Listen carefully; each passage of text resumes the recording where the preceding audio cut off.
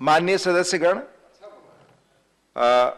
22 जुलाई को हम the right to health bill 21 पर डिस्कस कर रहे थे, जो माननीय मनोज झा जी ने पेश किया है, और उन्होंने अपना कंक्लूडिंग स्पीच भी दे दिया था।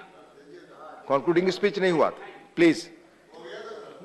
तो आप प्लीज नहीं, तो झा साहब आप अपना कंक्लूडिंग स्पीच दें, उसके बाद फिर फर्दर हम आगे प्रोसेस में। धन्यवाद उपसभापति महोदय। मेरे एकदम कितना मिनट बता दीजिए, मैं उतना ही बोलूंगा। नहीं, कृपया झा साहब आपस में बात करने के बजाय चेयर की तरफ से बात करें, प्लीज। सॉरी सर, माफी चाहता हूं। मेरी मंशा कतई नहीं थी कि मैं चेयर के बिलग जाकर के अपने साथियों से बात करूं, लेकिन मैं सबसे पहले तो सर आपके माध्यम से सदन का धन्यवाद करना चाहता हूं। तकरीबन तीसरा दिन है आज, इस पर बहुत लंबी बहस हुई, काफी सार्थक बातचीत हुई। सदन में कोई भी ऐसा सदस्य नहीं था जिसको इस बिल की भावना से कोई विरोध हो। ऐसा संसदीय लोकतंत्र में कम अवसर ऐसे होते हैं जब विरोध की गुंजाइश बिल्कुल नहीं होती है, बल्कि सभी साथी किसी न किसी प्रकार से उन्होंने इस विषय पर इसके विस्तारीकरण की बात की, इसके अंदर कुछ ऐसे बिंदु मुझे बताए जो मुझे और समाहरित करने चाहिए थे जब मैंने बिल बनाया था। तो जाहिर तौर पर मैं सबसे पहले आपके माध्यम से सारे सदस्यों को धन्यवाद करना चाहता हूं, शुक्रिया अदा करना चाहता हूं। सर, जिस शिद्दत से आज हमारे भाजपा के साथी यूनिफॉर्म सिविल कोड को लेकर के, जो कि बिल इंट्रोड्यूस हो चुका है, मैं चाहूंगा कि उसी शिद्दत से आप इस बिल के बारे में भी वही नजरिया रखें, क्योंकि यूनिफॉर्म सिविल कोड पर हमारा आपका विरोध था, विरोध है और विरोध रहेगा। लेकिन राइट टू हेल्थ पर हम में से किसी ने भी, जिसने हाल के 1 वर्ष पूर्व जब हमने कोविड की विभीषिका देखी, हमने ऑक्सीजन के लिए हाहाकार देखा, हॉस्पिटल बेड के लिए हाहाकार देखा, इसी सदन में चर्चा हुई और सारे सदस्यों ने अपनी कलेक्टिव हेल्पलेसनेस को कई दफा महसूस किया। ईश्वर न करे वो क्षण इस देश को फिर देखना पड़े, ईश्वर न करे उस तरह की हाहाकार की परिस्थितियां पुनः पैदा हों इस देश में। लेकिन उसके लिए क्या आवश्यक है? मैं धन्यवाद करना चाहता हूं माननीय मंत्री जी, वो मुझसे कह के गए उन्हें कहीं जाना था। हमारी एमओएस बैठी हुई है, संजीदगी से भरे हुए लोग, लेकिन चिंता ये सामूहिक होनी चाहिए। सर, मैं क्यों कह रहा हूं, हमारे कई बीजेपी के भी सदस्य और अलग अलग दलों के सदस्य ने आंगनबाड़ी और आशा कर्मियों की बात की और कहा कि ये फ्रंटलाइन वर्कर्स के लिए तालियां बजी, फ्रंटलाइन वर्कर्स के लिए अन्य तरह के समारोह हुए। लेकिन सर, वो फ्रंटलाइन वर्कर्स जिंदा इंसान हैं, वो तालियों से उनका पेट नहीं भरेगा, सिर्फ उनकी वाहवाही होगी, उससे उनके घर की चिंताएं खत्म नहीं होंगी। आंगनवाड़ी वर्कर, आशा वर्कर आपके हेल्थ का पूरा बोझ ढोते हैं अपने कंधों पे। उनके कंधे पर जो बोझ है वो दिनों दिन बढ़ता जा रहा है। Sir, they are overworked and underpaid, काम इतना ज्यादा, और उसके एवज में उन्हें हम क्या दे रहे हैं? कोई सोशल सिक्योरिटी नहीं, कितना मानदेय? पीनट्स। ये नजरिया आपको राइट टू हेल्थ के विस्तारीकरण और उस गोल तक पहुंचने में मदद नहीं करेगा। ये मैं आपके लिए नहीं कह रहा हूं, ऐसा नहीं कि राइट टू हेल्थ पर पहली बार, जबकि मैं इस पर रिसर्च कर रहा था सर, बमुश्किल 10-12 मिनट लूंगा, खत्म कर दूंगा। इस पर जब मैं रिसर्च कर रहा था तो संविधान सभा की बैठकों में भी चर्चा हुई, खास करके एक व्यक्ति जिनके बारे में बहुत कम लोग जानते हैं कि उन्होंने पब्लिक हेल्थ सिस्टम के बारे में क्या कहा। मैं बाबा साहब को इस बहस में लाना चाहूंगा। बाबा साहब का नजरिया बिल्कुल साफ था कि public health system, social security के बगैर नागरिक का सबलीकरण नहीं हो सकता। और आज हमने उस छोटे से फॉर्मूले को भुला दिया है, उसको वापस लाने की जरूरत है। और मैं समझता हूं माननीय मंत्री जी ने एक बात कही, मैं सहमत हूं कि बजट लगातार बढ़ा रहे हैं। मंत्री महोदय हैं, माननीय उपसभापति महोदय, ये जो आंकड़ा है ना, इस आंकड़े का व्याकरण अद्भुत है। मेरी सैलरी मैं विश्वविद्यालय से लेता हूं, मेरी सैलरी बढ़ी, मान लीजिए इंक्रीमेंट लगता है तो वो बढ़ा 1 साल में। अब उस इंक्रीमेंट को आप इन्फ्लेशन के इंडेक्स में देखिए। आप अगर एलोकेशन का रियल टाइम वैल्यू जज करेंगे ना, तो आपको लगेगा कि it is too little and even too late. तो आंकड़ों को लेकर के कहेंगे कि यूपीए के दौरान इतना था, हमने इतना बढ़ाया, बाकी इंडाइसेस को सामने रखिए और तब कहिए। और दुनिया के गरीब गरीब मुल्क सर हमसे ज्यादा खर्च कर रहे हैं, हमसे गरीब हैं, लेकिन हेल्थ में उनका एक्सपेंडिचर हमसे ज्यादा है, क्योंकि वो जानते हैं कि जब तक पब्लिक हेल्थ पैरामीटर्स को दुरुस्त नहीं किया जाएगा, आप कितनों रेटोरिकल चीजें कर लें, वो जमीन पर कभी भी नहीं आ पाएंगी। सर, ग्रामीण भारत हमारी चर्चा से अक्सर विलग रह जाता है। मैं माननीय मंत्री साहिबा से आग्रह करूंगा, देखिए अक्सर क्या होता है कि आप जब किसी हॉस्पिटल को विजिट करते हैं तो पहले से जानकारी होती है, किसी क्या कहते हैं पीएससी को विजिट करते हैं, पहले से जानकारी होती है। हम सुना करते हैं राजा महाराजाओं में, ना मेरा यकीन है और ना मैं चाहता हूं कि उनका उदाहरण दिया जाए, लेकिन सुनते थे किसी हिंदुस्तान में कुछ राजा महाराजा होते थे जो वेश बदल करके जाया करते थे निरीक्षण करने के लिए। वेश बदल करके जाइए, एकदम पूरा का पूरा।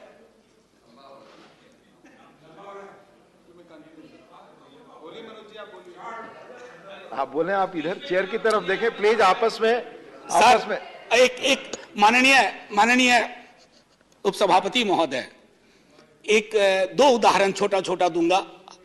अटल जी एक दिन, अटल जी बोल रहे थे, कांग्रेस के कुछ सदस्यों ने टोका कि अटल जी इतना लंबा बोल रहे हैं। बोला बिना प्रिपेयर करके आया हूं, प्रिपेयर करता तो छोटा बोलता, बिना प्रिपरेशन के बोल रहा। नहीं, जाहिर है सम्मान है उनके लिए।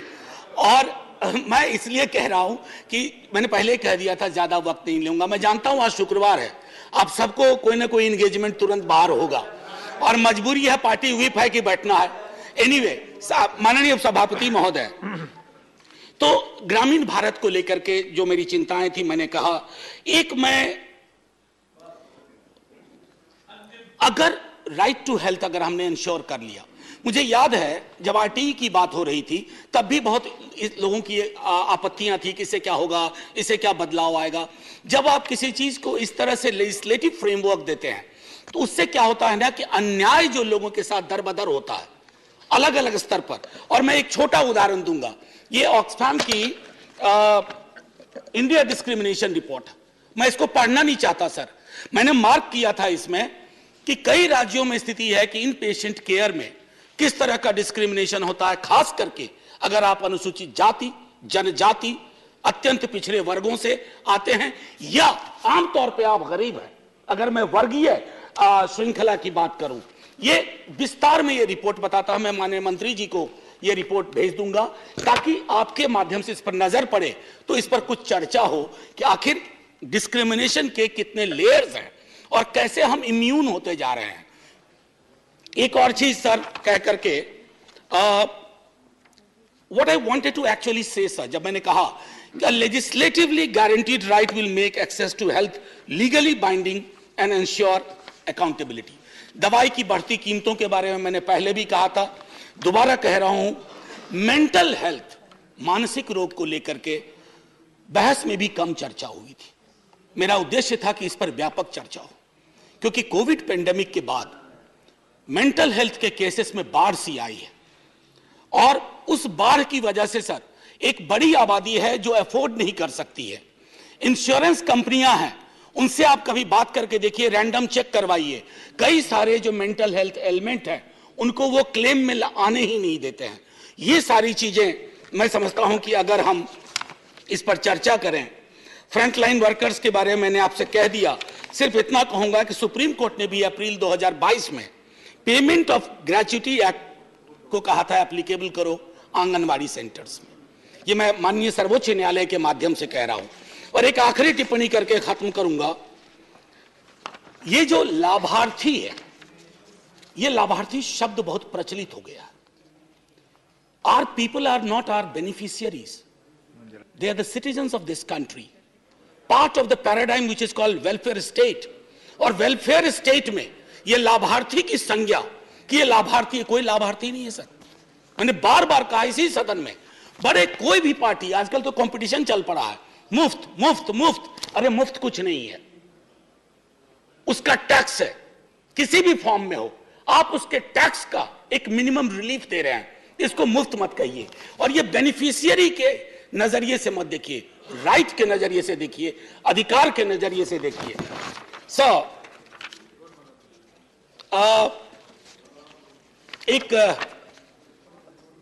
एक हास्य के लिए छोटी चीज सुना करके खत्म कर दूंगा। हास्य के लिए, विंस्टन चर्चिल रूजवेल्ट के यहां जाते थे, प्रेसिडेंट थे रूजवेल्ट, व्हील चेयर पे चलते थे।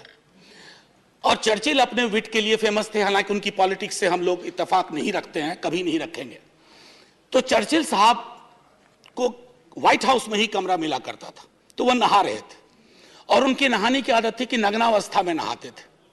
तो रूजवेल्ट पहुंच गए, रूजवेल्ट ने पूछा, जैसे ही व्हील चेयर वहां ले गए तो बका के रूजवेल्ट अपनी व्हील चेयर को मोड़ा। अब चर्चिल देखिए कैसे संभालते हैं, वो कहते हैं, look mister president, prime minister of UK has nothing to hide from you. मैंने इसलिए कहा थोड़ा हल्के माहौल के लिए, मैं इच्छा बड़ी थी कि मैं डिवीजन ले लूं, इस पर मत विभाजन की मांग करूं, क्योंकि यह बिल हम सबके मन का है। लेकिन मंत्री महोदया मुझे देख रही हैं टुकुर टुकुर, और बाकी लोग भी, तो मैं मत विभाजन की अपने टेम्पटेशन को कर्व करता हूं इस अपील के साथ कि सर आज नहीं तो कल ये बिल आएगा, आज नहीं तो कल ये होना है।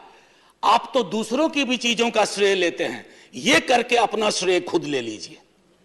अगर आप ये कर बैठे तो एक बहुत बड़ा एहसान होगा इस देश पर, इस देश के नागरिकों पर।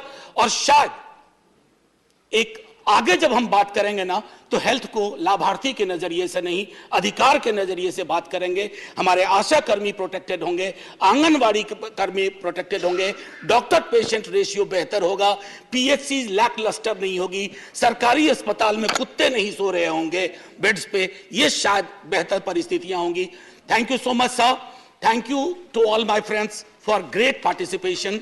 जय Hind, let's keep talking like that. धन्यवाद professor Manoj Kumar Jha ji. So you are withdrawing the bill, Professor Manoj Kumar Jha. You are not putting for the vote. You are withdrawing the bill.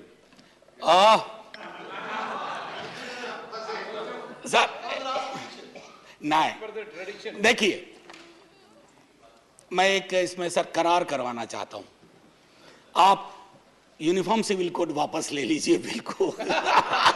नहीं, that was in a lighter note. I must say, I have spoken, my friends have spoken, Honorable Minister has spoken, and we have a general consensus. We'll take steps, but my only request is, let it not be baby steps.